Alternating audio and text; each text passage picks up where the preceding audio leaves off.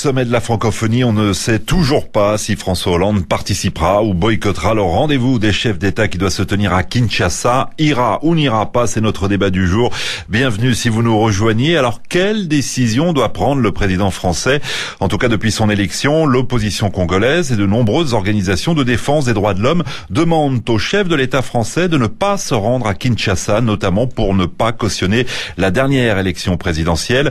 Je vous rappelle que durant ce scrutin, les observateurs internationaux y ont constaté de graves irrégularités et que l'Union africaine, l'Union européenne, autant pour moi, avait même conclu que les résultats n'étaient pas crédibles. Par ailleurs, les partisans du boycott rappellent que durant la campagne électorale, le candidat Hollande avait déclaré lors d'une conférence de presse qu'il n'accepterait pas des élections qui auraient été frauduleuses. Alors aujourd'hui, président François Hollande doit-il renoncer à se rendre à Kinshasa ou doit-il, au contraire, se rendre sur place et participer au sommet, profiter de cette tribune de la francophonie pour envoyer un message fort de la nouvelle politique africaine de la France? Vous nous rejoignez, vous êtes extrêmement nombreux, beaucoup de réactions au standard, par courrier électronique, des réactions également sur la page Facebook de l'émission, 33 9 693 693 70, courrier électronique, appel au pluriel, .actu@rfi.fr.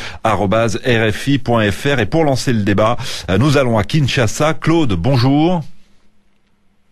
Bonjour Rowan. Et bienvenue sur l'antenne d'RFI. Vous allez donc lancer le débat. Vous pensez que François Hollande doit se rendre à Kinshasa? Oui, moi je crois qu'il faudrait qu'il vienne à Kinshasa parce que de la même manière que ça peut donner à la famille francophone de se réunir, comme on dit, ça peut également lui servir de tribune pour un peu continuer dans sa façon à lui ce qui a commencé avec le sommet de la Baule, c'est-à-dire la rupture des partis uniques et l'engagement des pays africains sur la voie de la démocratie. Je crois qu'il faudrait... Donc vous attendez de François Hollande qu'il fasse ce qu'a fait Mitterrand lors du sommet de la Baule, à savoir un discours de rupture. Oui, à la Baule, c'était la rupture, la fin des partis uniques, et puis ça a continué, c'est la démocratisation du continent africain, et je crois qu'il faudrait qu'il se serve de Kinshasa comme tribune pour venir dire ce qu'ils pensent réellement de la manière dont les choses devraient évoluer. Les ONG et l'opposition, je crois, ils n'ont qu'à souhaiter que le message de François Hollande exploite une thématique qui rejoigne leurs aspirations, c'est-à-dire état de droit, transparence, gouvernance, et qu'ils aient également eux-mêmes un discours qui est basé sur des suggestions, que ce soit donc un discours alternatif. Mais vouloir qu'ils ne viennent pas, je ne crois pas que ça serait une bonne chose. Ouais. Alors on va voir ce qu'en pensent d'autres auditeurs, Claude. Surtout ne raccrochez pas. On va voir si Léonard pense comme vous, à savoir la nécessité d'un nouveau discours de la Baule. Mais là, ce serait un discours de Kinshasa. Le discours de la Baule, je le rappelle pour les plus jeunes d'entre nous, c'était le 20 juin 1990, discours de François Mitterrand à la Baule lors du sommet France-Afrique. Et la substance de ce discours, c'était de conditionner l'aide publique au développement, à la démocratie, au multipartisme. Léonard, vous êtes également en République démocratique du Congo. Bonjour. Bonjour, monsieur Gomez. Alors, François Hollande doit-il se rendre à Kinshasa pour le sommet de la francophonie? Je crois que monsieur Hollande l'avait très bien dit, qu'il n'accepterait pas des élections qui ont été frauduleuses. Or, nous savons très bien ce qui s'est passé au Congo en novembre dernier. Il y a eu des élections qui ont été organisées, qui ont été tout simplement une machination pour faire élire certains candidats, et alors que la population espérait pouvoir trouver une alternance par rapport au pouvoir qui a dirigé précédemment. Et ce qui s'est passé, c'est qu'il y a eu des candidats, même à la députation nationale, qui ont tout simplement été désignés sur base des alliances des partis politiques de la majorité. Monsieur Hollande devrait s'abstenir de venir au Congo. Ce serait un signal fort pour ne pas légitimer ce pouvoir qui ne reflète pas la réalité des urnes au Congo. Ouais. Mais Léonard, à partir du moment où c'est la francophonie, l'organisation internationale de la francophonie qui a décidé d'organiser son sommet à Kinshasa, est-ce que François Hollande doit malgré tout boycotter comme vous le laissez entendre, Léonard? Je pense que le Congo fait partie de la francophonie. Et je pense que chaque pays au niveau de la francophonie doit pouvoir respecter un certain nombre de critères, dont la démocratie. Or, aujourd'hui, en RDC, on voit bien qu'il n'y a pas de démocratie. La démocratie suppose qu'il y a des devoirs et même des droits qui doivent être respectés. Au Congo, la situation sociale d'abord est très déplorable, la situation démocratique très déplorable avec une démocratie de façade où on suppose qu'il y a démocratie et en même temps il y a étouffement de l'expression, du droit à l'expression facile, où il y a étouffement de liberté même de presse, où la chaîne nationale est confisquée et aux mains de pouvoir, où certains journalistes sont même se transforment. Donc ça signifie pour vous que Léonard, si François Hollande se rend sur place, il cautionne d'une certaine façon le régime du président congolais. Claude, en 2 mots à Kinshasa. Oui, moi je crois que Léonard peut avoir l'opinion qu'il a. Moi je crois que ce serait une erreur. Il faut que François Hollande vienne à Kinshasa, qu'il parle, qu'on l'entende et que l'on voit quelles aspirations il va rejoindre. Encore qu'il faut rappeler à ce niveau que François Hollande a émis des avis de candidat et maintenant il va émettre des avis de président des Français, d'un chef d'État. Et à ce sujet, il faudrait également faire remarquer que la France n'a jamais eu à rompre ses relations avec la RDC. Oui. Et les États-Unis d'Amérique en tête ont eu à estimer que pour les 5 années qui allaient venir, ils allaient travailler avec le régime en place à Kinshasa. Claude, on va donner la parole à d'autres auditeurs. Moi, je vous redonnais le micro juste pour une petite conclusion, mais bon, je vois que c'est un sujet qui vous tient tous à cœur, qui vous passionne, donc voilà, je vous interromps. Merci d'avoir appelé de Kinshasa. Je remercie Léonard également, qui nous appelait de la capitale congolaise. Avant d'accueillir Mouti, qui est à Paris, cette réaction de Flodin, qui est en Ukraine, et qui nous dit que François Hollande, il nous rappelle que François Hollande a boycotté l'Euro de football en Ukraine à cause de l'arrestation de l'opposante Tymoshenko. Boycotter Kinshasa, ce serait donc une belle opportunité pour François Hollande de décourager les régimes imparfaits en Afrique et de donner une autre image de la coopération France-Afrique. Bonjour Mouti. Bonjour Juan Gomez. Alors vous ne comprenez pas pourquoi François Hollande hésiterait à se rendre au sommet de la francophonie? Non, mais il n'y a pas de raison à ce que François Hollande hésite d'aller au sommet des francophonies parce que bon, l'organisation en elle-même, elle consiste effectivement à promouvoir la langue française, à promouvoir la langue française et à faire rayonner la France à travers le monde. Oui, enfin c'est pas faire rayonner la France, c'est faire rayonner la langue française. Que le sommet de la francophonie se passe au Congo sans le président de la France. Donc ce serait un sommet sans objet, un sommet sans intérêt. Oui. Alors excusez-moi Mouti, l'ONG International Crisis Group dit que la présence de la France au sommet de la francophonie pourrait envoyer un bien mauvais signal à l'Afrique. Il n'y a pas, d'abord, un mauvais signal à l'Afrique.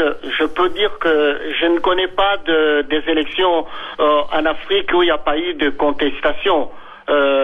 L'opposition conteste toujours quand elle est effectivement battue. Et c'est en ce qui concerne l'opposition du Congo, c'est une opposition qui est composée d'hommes politiques qui ont travaillé dans les gouvernements depuis de notre pays à l'indépendance. Mouti, que vous soyez critique à l'égard de l'opposition, c'est votre droit. Mais il y a une réalité, ce sont les rapports des observateurs internationaux lors de l'élection présidentielle de novembre dernier. Et ces rapports sont clairs. C'est que, ces rapports sont clairs, mais je peux même dire qu'ils sont faux. Oui, ils sont vraiment faux. Parce qu'avoir l'organisation des élections chez nous, comment ça s'est passé, on peut discuter peut-être des élections législatives, mais en ce qui concerne les élections présidentielles, le président Kabila a bel et bien gagné cette élection. Oui. En tout cas, l'Union européenne a été claire. Les conclusions des observateurs européens bien, elles sont on ne peut plus claires. Les résultats publiés par la Commission électorale nationale indépendante ne sont pas crédibles. C'est ce qu'a dit l'Union européenne au lendemain de ces élections. On va donner la parole à Arsène, qui est également congolais et qui nous appelle d'Italie. Bonjour Arsène. Bonjour Juan. Bienvenue. Doit-il ou non se rendre à Kinshasa, François Hollande? Pour être logique avec lui-même, M. Hollande ne doit pas aller à Kinshasa. En voici les raisons. M. Hollande a été démocratiquement élu. Il doit donc encourager la démocratie dans le monde et décourager la dictature. Le président de la RDC a été élu lors des élections très contestées, marquées par la fraude et la violence. Beaucoup de structures, dont la conférence épiscopale du Congo, ont recommandé la démission du bureau de la commission électorale qui a mal organisé ces élections. Le bureau en question n'a jamais démissionné. Il y a 2 ans, Floribert Chebeya, un militant des droits de l'homme, ainsi que son chauffeur Fidel Bazana, ont été tués à Kinshasa. Le procès de cet assassinat ressemble à une pièce de théâtre et le suspect numéro 1 dans cette affaire n'a jamais été interpellé. Oui. Mais alors attendez, Arsène, j'ai l'impression que vous avez écrit un petit texte et que vous le lisez, mais c'est pas ça le fond du problème. Donc vous dites clairement que François Hollande doit boycotter le sommet de Kinshasa. Sur Facebook, il y a Justin qui nous dit: ce n'est pas en boycottant que les choses vont changer en République démocratique du Congo et en Afrique en général. Adjao nous dit: la politique de la chaise vide n'a jamais rien résolu.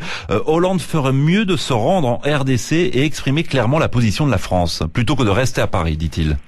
Qu'en pensez-vous, Arsène? À mon avis, la présence ou l'absence de M. Hollande à Kinshasa est un message très fort aux Congolais et au pouvoir en place. Par exemple, sa présence pourrait signifier que M. Hollande dit aux Congolais: bon, je connais bien votre aspiration à la démocratie, au bonheur, etc.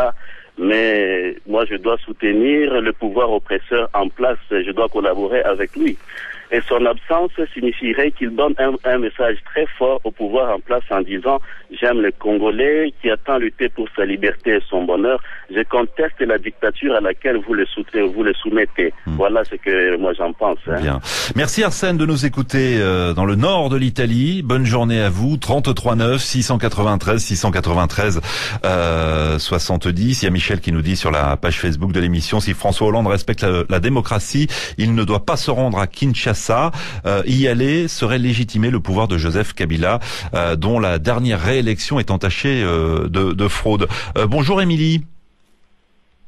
Bonjour Juan. Vous êtes à Kinshasa et vous pensez que le président français doit se rendre chez vous, dans la capitale congolaise, pour le sommet de la francophonie en octobre? Tout à fait. Je pense que le président français devrait venir à ce sommet de la francophonie.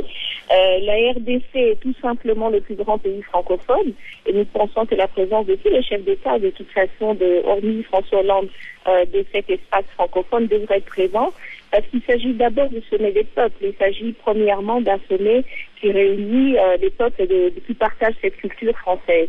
Alors, je peux entendre les contestations de ceux qui affirment le contraire, mais je pense que leur affirmation me gêne à 2 niveaux. Le premier, c'est que toutes les suspicions, les allégations sur la crédibilité du processus électoral et ses résultats ne restent à des étapes d'allégation qui sont autant les conclusions de certains observateurs ont été négatifs, autant d'autres ont été positifs. Et pour un chef d'État, je pense qu'il semblerait, à mon avis, un peu léger de prendre une décision de cette importance sur ce volet-là. Deuxièmement, je pense aussi que c'est le sommet des peuples. Le peuple congolais a besoin de retrouver sa place au niveau du concert des nations. Et le sommet de la francophonie est une opportunité pour la RDC de montrer sa carte de visite. Et je pense que instrumentaliser le sommet nous ramènerait à nous dire que ce sommet revient à un sommet politique. Et je pense que c'est pas le message que la francophonie veut envoyer. Ouais, Sidiki Kaba, le président d'honneur de la FIDH, qui dénonce les violations en République démocratique du Congo, estimait il y a quelques jours sur l'antenne des RFI que la politique de la chaise vide ne ferait pas avancer les choses. Si on met des États hors du circuit de la diplomatie, il sera difficile que les droits des victimes soient protégés. François Hollande doit donc aller à Kinshasa. Ce sommet doit avoir lieu. Il rejoint donc en quelque sorte votre analyse, Émilie. Merci de nous écouter à Kinshasa. Françoise, congolaise de la région parisienne, bonjour. Bonjour Juan. Vous aussi, vous pensez que la politique de la chaise vide est une mauvaise stratégie? Oui, c'est une mauvaise stratégie. À mon avis, c'est un faux débat. Comme nous le disons bien au Congo, le vin est tiré, il faut le boire. Et aujourd'hui, la présence de François Hollande au Congo est une nécessité parce que ça permettra à la France de définir clairement sa position vis-à-vis, comment la position de sa politique, de son gouvernement, de la France vis-à-vis du gouvernement congolais en matière de gouvernance, de démocratie et même en matière politique et économique. Je crois que aujourd'hui, le gouvernement Kabila qui est en place, le peuple congolais et la communauté internationale est obligé de l'accepter et de faire avec. Donc, ce gouvernement sera jugé sur la base des résultats de sa politique.